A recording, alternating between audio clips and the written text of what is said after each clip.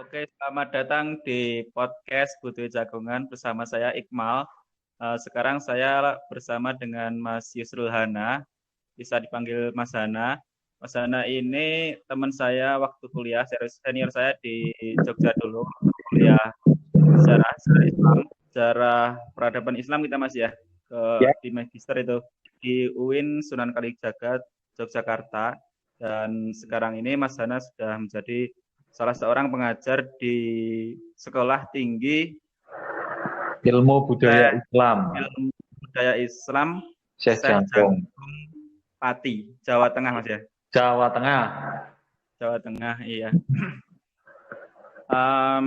Mas Hana itu sebelum wisuda sudah mulai ngajar di kampus tersebut. Ini ceritanya gimana Mas? Jadi itu memang suatu hal yang menakjubkan bagi saya sebenarnya. Kebanyakan orang itu setelah wisuda baru cari kerja, dapat kerja gitu kan. Iya Nah, Mas. saya sebelum wisuda itu sudah diterima kerja. Nah, itu bagusnya gitu kan. Entah itu ya, itu Ah, rasa syukur saya kepada Allah gitu kan. ah, Nah, jadi setelah saya ujian tesis itu kebetulan ada kawan yang ngabarin gitu kan. mm, Dibutuhkan tenaga dosen SKI kebetulan sejarah budaya Islam di Sekolah Tinggi Ilmu Budaya Islam Sejangkong Pati gitu kan. Wah, ah, saya kan wah cocok nih gitu kan. Mantap ah, nih. Ya meskipun kampus baru gitu kan, tapi nggak masalah. Yang penting kan ada jurusan SKI-nya sesuai passion. Kemudian iya saya daftar, masuk, delalah ikut seremoni terkait apa namanya penerimaannya, kemudian pengumuman masuk, alhamdulillah. Nah setelah masuk itu kayak masuk itu tanggal berapa ya? Tanggal 7 Agustus kalau nggak salah, tahun berapa Mas? 2019. Oh iya, ah. Nah wisudanya itu tanggal 9 kalau nggak salah itu. Jadi selang, Ah, selang 2 hari saya keterima di sana itu saya wisuda. oh gitu. Nah gitu. Berarti Mas Hana daftarnya belum pakai ijazah ini Mas ya? Belum pakai ijazah S2 ya? Belum, kemarin kita kan kampus menyediakan apa namanya surat keterangan lulus. Nah itu yang saya pakai. Oh Delalanya gitu. kampus bisa apa namanya mentolerir hal itu kebetulan. Heeh. Mm. Jadi kalau sampai sekarang ini udah 2020, udah hampir setahun berjalan Mas Hana udah ngajar di kampus. Hampir setahun, Agustus nanti setahun. Agustus nanti setahun. Terus ngampu mata kuliah apa Mas? Saya di sana apa ya semester semester ganjil kemarin itu saya agak sedikit lupa. Yang pertama itu sejarah Islam klasik, Heeh. kemudian arkeologi, itu saya, Oh, kemudian sejarah pemikiran Islam, iya. Oh, kemudian macam. satu lagi apa ya? Satu lagi itu oh ini mata kuliah keahlian sejarah. Nah, itu yang Hmm, saya ampu di semester 7 kemarin. iya Mas. Ada 4 mata kuliah itu yang saya ampu. Ya agak lumayan berat sih. Paket Mas ya? Lumayan berat itu mata kuliahnya. Maksudnya cukup menguras energi untuk membaca yang klasik, yang arkeologi Heeh. cukup menguras energi ke lapangan, yang Heeh. keahlian juga cukup menguras energi ke lapangan juga, kayak gitu. Heeh. Pemikiran juga membaca juga, gitu kan. Materinya ini apa namanya? Maksudnya agak jauh-jauh juga jadi Iya, ya pas, lumayan pas itu. Mata jadi kuliah butuh klasik itu ini. kan kita tahu sih masalah hal itu ya. Mata Mas. kuliah seperti itu tahu ya. Ya begitulah Mas kira-kira. Jadi gitu. Heeh. Terus selain mengampu mata kuliah Mas Dana di kampus, eh, mungkin ada yang dipegang, yang lain Di, kayak apa gitu? di kampus sekarang saya megang ketua LPPM PPM itu apa Mas bisa dijelasin? ke Lembaga Penelitian dan Pengabdian Masyarakat. Nah, itu saya yang pegang, saya mengetuai. Oh gitu. Itu Itu saya kayak yang gimana? eh, itu kayak yang buat apa namanya KKN itu ya Mas? Nah, itu juga untuk KKN itu. Berarti penelitian sama KKN gitu. Itu mencakup semua sih kalau lembaga penelitian pengabdian masyarakat itu. Jadi penelitian dosen, penelitian mahasiswa, Heeh. kemudian pengabdian dosen, pengabdian mahasiswa terkait KKN itu kan mahasiswa nanti itu semuanya di tangan saya. Jadi di apa namanya di payung saya, di payung LPPM semuanya. Heeh. Oh gitu. Mm-mm. Terus ininya apa? Kayak apa namanya? Yang dikerjain gitu Mas. Kalau di Terus LPPM Mas itu ya secara umum mengerjakan secara administratif kelembagaan, mengatur penelitian dosen, bagaimana kita kerjasama dengan beberapa instansi, swasta, pemerintah, gitu kan, untuk memfasilitasi dosen-dosen untuk penelitian. Kemudian juga melakukan pengabdian masyarakat, gitu kan, terkait dosen pengabdian di masyarakat apa, di desa mana, secara administratif, itu di bawah saya. Kemudian KKN juga, itu juga di bawah saya mahasiswa. Nah, sekarang KKN ini yang agak, apa lagi namanya, musim-musim kayak gini KKN gimana Mas? ini KKN yang agak membingungkan kan karena kita diterpa oleh pandemi COVID-19 ya. Ah, iya nih. Nah, Masif kemarin di mana? saya itu ngerancang apa namanya buku pedoman sudah rapi semuanya, tinggal jalan ternyata ada COVID. Nah, sekarang buku pedoman saya buat baru, kemudian mekanismenya juga baru, kegiatannya nanti juga baru lagi. Itu yang agak menguras energi dan pikiran juga gitu kan. Saya sama tim sekarang membuat baru Heeh. semuanya. Emang Gitu. rencana bulan bulan apa Mas? Ininya KKN-nya. Kemarin KKN itu rencana bulan eh, apa ya? Bulan Maret kalau nggak salah. Bulan Maret rencana. Heeh.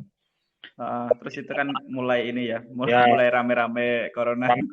Maret gitu kan. Terus ada himbauan dari surat dari Kemenak RI itu mengeluarkan bahwa KKN atau perkuliahan ditunda sampai akhir semester dan diganti dengan KKN di rumah gitu kan. Nah, jadi gitu. Kemudian saya juga rapat setelah dapat surat itu rapat dengan pimpinan kampus, kemudian menghasilkan hasil rapat itu kita menunda KKN dan menunda KKN, maaf. Kemudian Heeh. pembelajaran itu melalui jarak jauh. Jadi mahasiswa di rumah, Gitu. gitu, melalui daring lah istilahnya, ini gitu. Heeh. Iya. Jadi ini Mas kayak jadi serba disesuaikan semuanya lagi. Iya, new normal kan itu kata kalau Heeh. pakai istilah pemerintah. Iya, istilah-istilahnya Iya, kayak new gitu. normal. Terus kampus buka lagi kapan Mas? Sampai Menerima sekarang belum. mahasiswa baru. Oh, kalau PMB sekarang kita masih buka kalau PMB sampai sekarang masih Iya, buka Mas. sampai September nanti. Jadi Heeh. teman-teman yang mendengarkan podcast kita hari ini gitu ya, Silahkan ya yang mau daftar daftar di Pati ada kampus ya. toh. Sekolah Tinggi Ilmu Budaya Islam Sejangkong Pati di Kecamatan Ya, Rayang tepatnya. Itu nanti bisa disatukan buat 3 prodi. linknya. Heeh. Ada, Prodinya apa aja, Mas? ada 3 prodi. SKI, Sejarah Kebudayaan Islam, kemudian PGMI, Mm-mm. Guru Madrasah Ibtidaiyah, kemudian PG PIAUD. Oh gitu. Nah, itu ada 3. Baru 3. Tahun depan kita tambah 8. Itu Mas Iqmal. Heeh. 8 Oh gitu. prodi kita masukkan langsung. 8 prodi tambah 3 berarti jadi 11 Mas ya? Ya, tahun depan jadi 11 insya Allah. Doanya Mas Iqmal dan teman-teman semuanya. Nanti Mas Iqmal bisa merapat ke Pati nggak masalah. Wow. Wow, jauh sekali dong. Kalian boyong Ya, dong. ya Mas. Ntar ini kalau daftarnya lewat daring Mas ya, online. Ya, daring online. Nanti ada linknya tersendiri. Ntar linknya saya taruh di deskripsi video. Oke, siap. Terus gimana nih Mas? Udah itu ya kesibukan-kesibukan di kampus. Ya, itu kesibukan di kampus. Tapi di rumah juga ada kesibukan lain sih sebenarnya. Kalau di rumah gimana? Kalau Sana. di rumah sekarang saya itu kesibukan di Karang Taruna. Karena kebetulan tahun ini saya menjadi ketuanya. Mas. Ketua Karang Taruna Desa Karangampel. Pasti Mas Hana sibuk banget. Wah, benar-benar lu mati mahasiswa kampus, struktural, pemuda di desa gitu kan. Iya Mas. Semakin sibuk, Di alhamdulillah nih. nah, terus soal itu Mas, apa namanya? Mas Hana kan ini tadi ngampu mata kuliah sejarah, pasti ada beberapa hal Mas yang bisa di share di sini Mas soal Hmm. yang sekiranya perlu diketahui sama teman-teman soal itu sejarah Mas. Oke, sebenarnya terkait sejarah itu basic sekali ya sebenarnya. Yang biasanya anak-anak sejarah itu ceritanya, biasanya nih anak-anak sejarah yang anak S1 gitu kan, mahasiswa S1 gitu kan, Iya Mas. itu masuk sejarah itu biasanya karena terpelosok gitu kan, Oh gitu. karena terpaksa masuk gitu kan. Oh Ah, memang pilihannya itu nggak masuk semua, mungkin masuk sejarah. Tapi oh kebanyakan peserta yang gitu Mas. terpelosok di sejarah itu memang benar-benar pecinta sejarah gitu. Yang di apa? Dulu di UIN Jogja itu teman-teman saya yang S1 Ah, ya, iya Mas. itu karena terperosok di sejarah, kemudian mereka cinta. Karena Oh gitu. dipaksa terus cinta gitu. Ah, iya soalnya di Jogja kan banyak sekali Mas. Maksudnya satu sejarah itu kalau saya lihat-lihat kemarin tuh mahasiswanya ya apa ya kehitung banyak gitu lah. Ya lumayan, pecinta sejarah juga banyak. Dan Jogja juga sangat potensial dalam penggalian sejarah, budaya, kesenian juga banyak sekali gitu. Memang pas kalau Oh, secara kalau lokasi cara sangat bagus. lokasinya pas di Mm, sana gitu.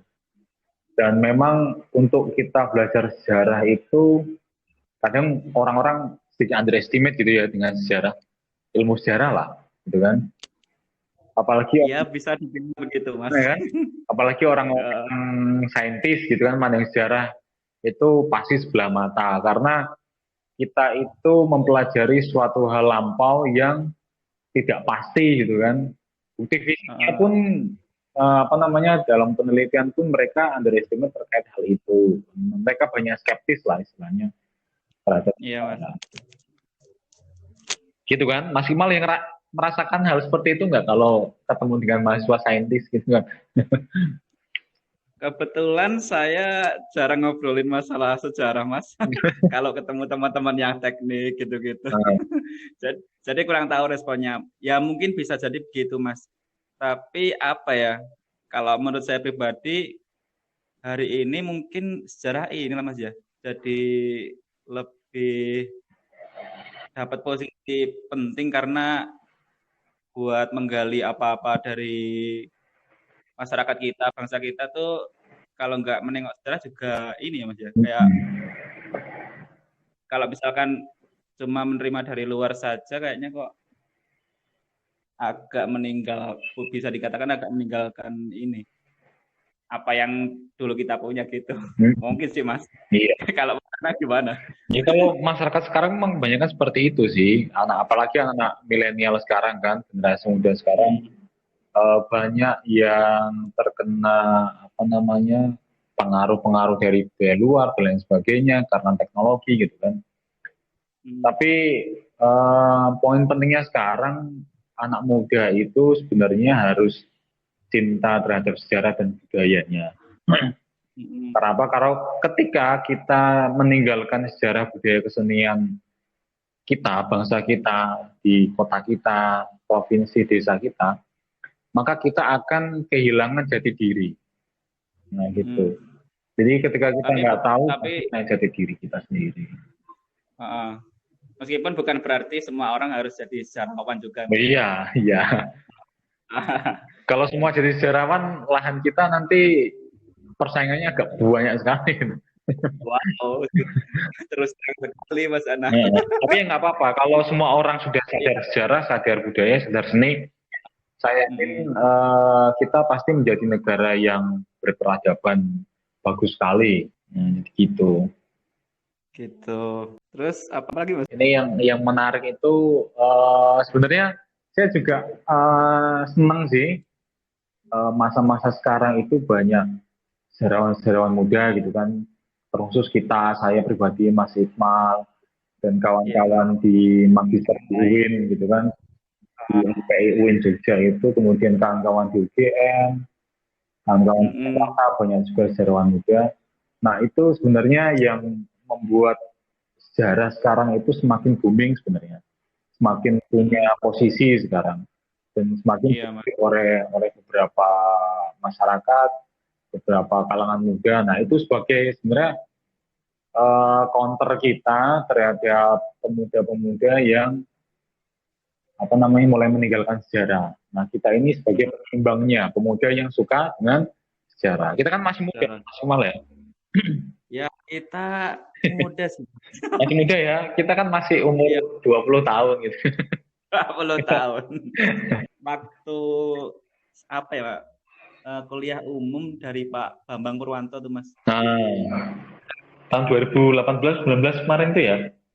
Oh iya Mas, itu kan beliau bilang gini, kalau biasanya pas ngisi seminar-seminar sejarah itu katanya yang datang tuh tua-tua gitu. Mm-hmm. Tapi kalau di UIN itu yang datang kok ini masih bisa dipanggil adik-adik gitu kan. Nah itu berarti kemajuan kan, berarti Iya Mas. sejarah mulai dilirik oleh kaum kaum muda gitu kan. Mm. Tapi memang kebanyakan penulis sejarah itu para senior-senior kita seperti Mas. Pak Peter, kemudian Rick Lev kemarin yang tahun kemarin kalau nggak salah itu yang meninggal gitu kan. Semoga Iya Mas. karyanya tetap kita kenang dan semoga Pak Rick Lev bisa masuk surga. Amin. Amin, amin. Memang kebanyakan buku-buku yang booming itu khususnya di Indonesia itu memang sejarawan-sejarawan senior seperti Pak Anhar, dan Anhar Gonggong. Iya Ya Mas. itu juga banyak seperti ini. Eh JJ Rizal itu kan salah Riji satu Rizal. juga itu yang di Kopam itu termasuk sejarawan muda juga. Kemudian Mang Asep di Bandung itu kan itu Oh juga siapa salah tuh Mas? satu. Asep itu dia yang pendiri apa ya salah satu komunitas sejarah di Bandung itu termasuk sejarawan muda Heeh, juga gitu kan. Nah, heeh. saya juga di Pati ini baru kemarin itu tanggal berapa ya? Awal bulan ini itu baru mengadakan webinar. Itu Mm-mm. kita teman-teman dosen di STB Sejangkung Pati itu menginisiasi berdirinya Masyarakat Sejarawan Indonesia di Pati, MSI Pati. Oh, Nah, ya.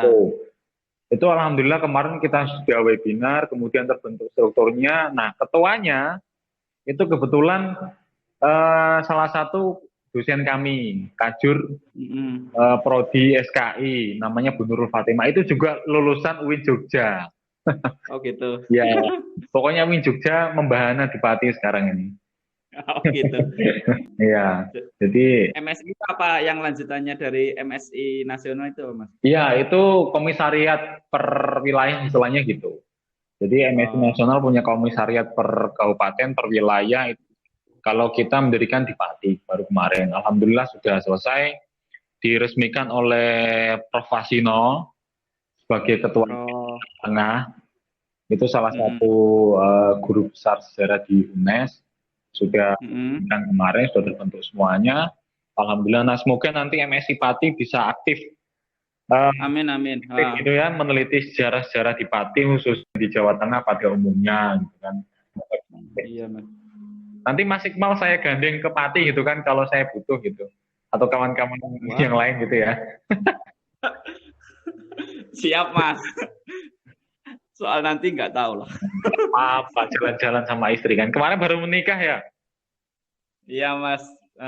Bulan Oktober, Mas. Kayaknya udah berapa ya? 6 bulan kayaknya, 6 Mas. bulan ya. Udah 1 semester. Ya, Alhamdulillah. Semoga mondok di rumah mertua. ya nggak apa-apa. Semoga nanti cepat dapat momongan. Amin. Mas Hana juga nih. Gimana? Katanya udah ini juga, Mas. Udah nikah juga kemarin. Amin, alhamdulillah sudah nikah. Sekarang masih program hamil istri. Ah, Semoga nanti kita udah bareng-bareng, apa istri kita bareng-bareng hamil, anaknya bareng-bareng, apa namanya melahirkan bareng gitu ya. Saya laki-laki, Mas boleh perempuan gitu ya. boleh sekali. Nanti kita teruskan terah sejarah ini gitu kan. Setelah saja kita lanjutkan. Apalagi ya Mas ya, kalau saya tuh Mas ya, kalau saya ngerasa, karena saya kan di sejarah ini baru berapa tahun ya. Kalau benar-benar berkecimpung di sejarah tuh baru ini berapa masuk kuliah di Jogja kemarin. Terus pas mulai kuliah tuh saya ngerasa ini, pas pulang kok saya ini soal daerah saya sendiri tuh banyak kurang tahunya gitu Mas. Nah ini saya maksudnya nggak mungkin nggak kalau sebelumnya saya tuh nggak kuliah di sejarah gitu.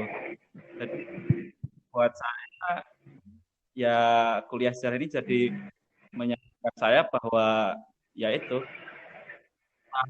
bisa kenal banyak hal, bisa tahu banyak hal, tapi soal daerahnya sendiri masih kurang gitu Mas. Kalau saya sih.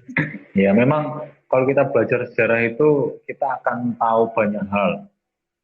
Jadi Mm-mm. orang-orang sejarah yang masuk ke akademik sejarah atau akademi sejarah itu, kalau menurut saya mereka tuh orang-orang yang sangat amat humanis, humanis sekali, Mm-mm. sangat menghargai orang Mm. lain, kemudian santun, kemudian berpengetahuan luas. Karena kita, Mm-mm. Mas Iqmal juga kemarin merasakan kuliah di sejarah gitu kan. Kita Iya mempelajari Mas. sejarah itu mempelajari semua lingkup kehidupan gitu ya. Politik kita Iya pelajari, Mas. ekonomi pelajari, Uh, budaya pelajari, kesenian pelajari gitu kan. Semua kita mm-mm. pelajari. Jadi kita mengerti betul bagaimana dinamika kehidupan di dunia, bagaimana dinamika perpolitikan, perekonomian, dan akhirnya nanti pun kita sebagai seorang sejarawan kita akan bisa mengambil sikap di masa ini dan Iya masa Mas. depan ketika kita mempelajari masa lalu itu yang penting kan. Mm-mm. Ya meskipun tanpa ini Mas ya, tanpa ada maksud untuk mendiskreditkan bidang-bidang lain, tapi buat saya sejarah ini memang cukup menyadarkan sih buat Hmm. apa namanya, terutama diri saya pribadi soal banyak hal tentunya. Hmm. Pokoknya Seperti yang dibilang Mas itu apa namanya, semua lini kehidupan jadi bisa kita apa namanya, ketahui ya. makin tahu, Oh. makin ini makin karena dipelajari juga soalnya. Dan memang sejarah itu kalau menurut saya jurusan yang paling relate lah untuk masa sekarang. Karena di masa sekarang Hmm. di mana percepatan teknologi makin cepat, Hmm. perkembangan makin cepat, semuanya kalau kita nggak mengikuti dengan belajar masa lalu untuk masa sekarang dan masa depan, kita pasti akan Hmm. ketinggalan. Nah makanya kita sebagai Hmm. manusia pada umumnya itu harus mengerti sejarah kita di masa lalu agar kita bisa Hmm. memposisikan diri. Kalau kata Kunto itu Hmm. kita jadi sejarawan itu seperti kita berkendara, kita menumpang kereta. Oh, gimana tuh Naik di Mas? atas kereta yang Eh, menghadap ke belakang, tapi keretanya terus jalan ke depan. Nah itu sejarah seperti Oh itu. iya, ya. Ud- Udah ada relnya gitu Nah ya. gitu.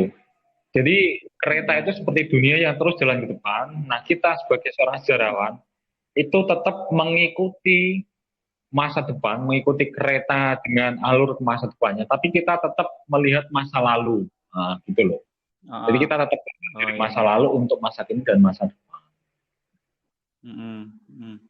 Nah, Iya sih Mas. dan Tapi kalau saya juga ingin menyampaikan bahwa kita sejarawan itu bukan dukun. Maksudnya dukun gini, kan hmm. banyak yang mungkin beberapa orang yang bilang bahwa kita belajar sejarah itu agar bisa meramalkan masa depan dan lain sebagainya. Enggak bisa seperti itu. Nggak Iya. bisa meramal. Tapi Ah, kita bisa memposisikan diri di masa depan dan masa sekarang dari pengalaman masa lalu. Memposisikan diri ya, bukan hmm. meramal. Jadi itu, Hmm. bukan Iya Mas. meramal.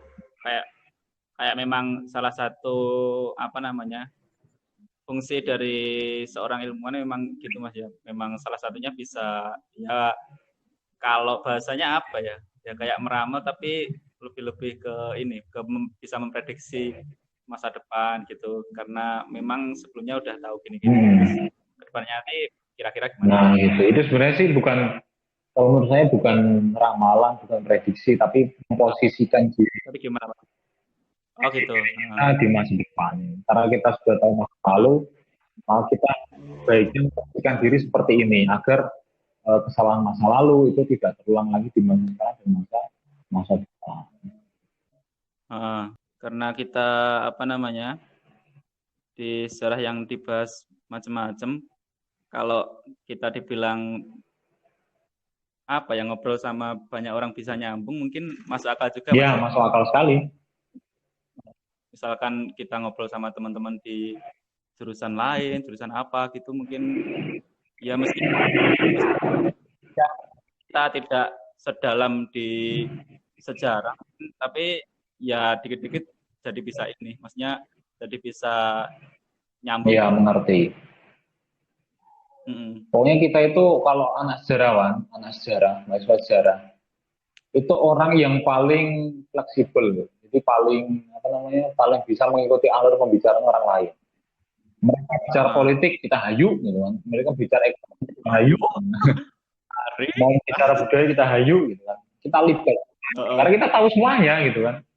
Tapi mereka yang jurusan politik, ekonomi itu mengerti terkait budaya, seni, gitu kan, dan lain sebagainya. Kalau mereka nggak concern terhadap hal itu, gitu. Kita kan concernnya semuanya, gitu kan. Banyak sekali mata kuliah yang kita ambil, gitu kan, yang kita pelajari di mahasiswa gitu. Iya, kemarin kan juga ambil apa itu, sejarah apa gitu, bidang-bidang ada yang politik, sosial, apalagi banyak sekali. Macam-macam. Itu kan juga ini masih nyambung sama apa yang diajarkan kita di kampus soal penelitian juga, yang memang kita ini sejarah yang diteliti, tapi apa namanya buat memberi bahasanya apa Mas ya? Buat memberi gambaran, mempertebal apa yang kita teliti, di situ kita pakai semacam pendekatan selain sejarah gitu. Itu apa namanya? Analisa lah, kita menggunakan analisa dari ilmu lain, gitu kan, pendekatan apa. Gitu. Tapi yang terpenting bagi teman-teman sejarah itu, apalagi mahasiswa sejarah itu, kita jangan terlalu terpaku dengan nostalgia masa lalu, gitu ya. Nah, ya Mas. Kita boleh mempelajari sejarah masa lalu, masa Nabi Muhammad, Khulafaur Rasyidun, Umayyah, Abbasiyah, dan lain sebagainya. Tapi jangan sampai kita berputar-putar hanya di sana. Itu kalau hanya berputar di sana, kita tidak bisa mengrelate di masa sekarang. Begitu. Jadi ketika kita meneliti masa lalu, itu direlatekan dengan masa sekarang. Kita warnai dengan masa sekarang. Kita bumbui dengan masa sekarang. Begitu. Jadi ada sinkronisasinya antara masa lalu dan jadi meskipun yang dipelajari di masa lalu dan yang udah lampau-lampau jauh sekali, tapi kita tetap ya hidupnya di hari ini, mau gimana lagi kan Mas? Dan kita harus relatekan di masa sekarang. Kita gunakan analisa masa lalu untuk kita terapkan di masa sekarang. Gitu kan. Seenggaknya kita analisanya kan gitu. Dulu itu masa Umayyah seperti ini, Abbasiyah seperti ini. Nah sekarang itu hampir sama dengan masa lalu seperti ini. Nah gitu loh. Jangan hanya terpaku muter-muter di sana aja. Kayak gitu di Menara Gading gitu kan. Di sekali nggak mau turun-turun ke masa sekarang gitu kan. Nah. Apalagi kalau maunya balik-balik terus, balik sana. Iya, jangan ke masa lalu terus. Masa sekarang juga perlu diuruti. Itu ya teman-teman semuanya yang udah menyimak podcast kali ini, obrolan saya dengan Mas Hana. Sangat banyak yang dijelaskan oleh Mas Hana. Terus mungkin Mas Hana bisa menggarisbawahi apa yang perlu digarisbawahi dari obrolan-obrolan kita hari ini. Ya, yang terpenting para akademisi sejarah, mahasiswa sejarah, teman-teman saya yang seperjuangan yang concern di bidang sejarah, kita harus tetap menggali sejarah negara kita, Indonesia, menggali sejarah lokal kita, baik di kabupaten maupun di provinsi, di kota-kota yang lainnya, untuk menambah wawasan kita, agar anak cucu kita pun mengerti tentang sejarah negaranya, sejarah masa lalunya, kemudian mengerti tentang budayanya dan kesenian Indonesia dan kota-kota kita yang tinggali. Jadi gitu. Oke. Itu dia tadi yang disampaikan Mas Hana. Mungkin Mas Hana ada yang perlu diiklankan atau apa sosial media yang Mas Hana buat teman-teman nanti yang mungkin perlu atau pengen menghubungi Mas Hana lewat Oke, nanti kontak ya. bisa kontak-kontakan sama saya misalkan ngobrol masalah sejarah itu di Instagram bisa. Instagram itu Yusrul Hana 20. Di Twitter juga bisa sama Yusrul Hana 20 atau melalui email. Email juga bisa yusrulhana33@gmail.com gitu. Oke, itu dia. Kalau teman-teman mau menghubungi Mas Hana, mungkin cukup sekian dulu. Dan ntar kalau ada obrolan-obrolan selanjutnya, kita bakal ketemu lagi dengan Mas Hana. Cukup sekian. Terima kasih Mas Siap, Hana. Terima kasih Mas ya. terima kasih. Oke, selamat beraktivitas Mas Hana melanjutkan hari ini dan seterusnya. Semoga sehat selalu. Terima kasih teman-teman yang sudah menyimak. Saya tutup podcast kali ini.